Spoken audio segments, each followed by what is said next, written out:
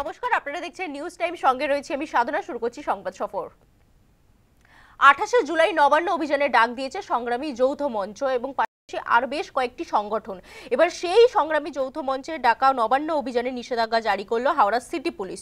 সাংবাদিক সম্মেলন করে তারা জানিয়েছে যে সংগ্রামী যৌথ মঞ্চকে অভিযানের অনুমতি তারা দিচ্ছেন না। আমাদের সঙ্গে টেলিফোন লাইনে রয়েছে প্রতিনিধি শান্তনু করণ। শান্তনু, যে বিষয়টা স্পষ্ট হতে চাইবো যে 28শে জুলাই নবান্ন অভিযানের ডাক দিয়েছে সংগ্রামী যৌথ মঞ্চ এবং সেই অভিযানে নিষেধাজ্ঞা জারি করেছে হাওড়া সিটি পুলিশ।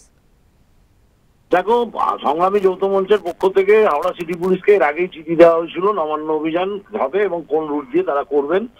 এই কিন্তু পুলিশ কমিশন হাওড়া সিটি পুলিশের পক্ষ থেকে তাদের কোনো অনুমতি দেওয়া হয়নি।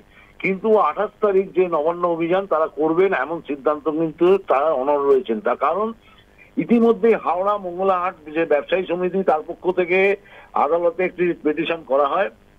তাতে তাদের অভিযোগ ছিল যে সোম মঙ্গলবার হাটবার, যেখানে মঙ্গলাহাটে প্রচুর কাস্টমার আসা যাওয়া করে, বেচা কেনার হ্যাম্পার হয়। এই নবান্ন অভিযানকে কেন্দ্র করে এর আগেও বারংবার যে এই সম্প্রতিকালে যে দুটো নবান্ন অভিযান হয়েছে এবং সেখানেও সেই সোমবার দিনটা ছিল যেটা ব্যবসার দিন এবং সেই কারণেই ব্যবসা হ্যাম্পার হয়।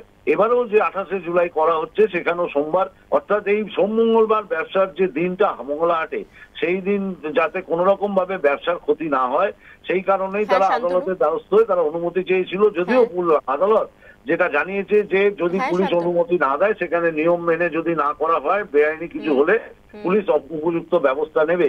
তবে তারা পুলিশ অনুমতি না দিলেও নবান্ন অভিযান যে সংগ্রামী যৌথ মঞ্চের পক্ষ থেকে বা অন্যান্য সংগঠন যৌথ মঞ্চ যারা তারা যে করবেন এটাই কিন্তু তারা এখনো একেবারে। ধন্যবাদ শান্তনু। অর্থাৎ পুলিশ অনুমতি না দিলেও নবান্ন অভিযান নির্ধারিত দিনেই হবে বলে হুঁশিয়ারি দিয়েছে সংগ্রামী যৌথ মঞ্চ। ধন্যবাদ তোমাকে।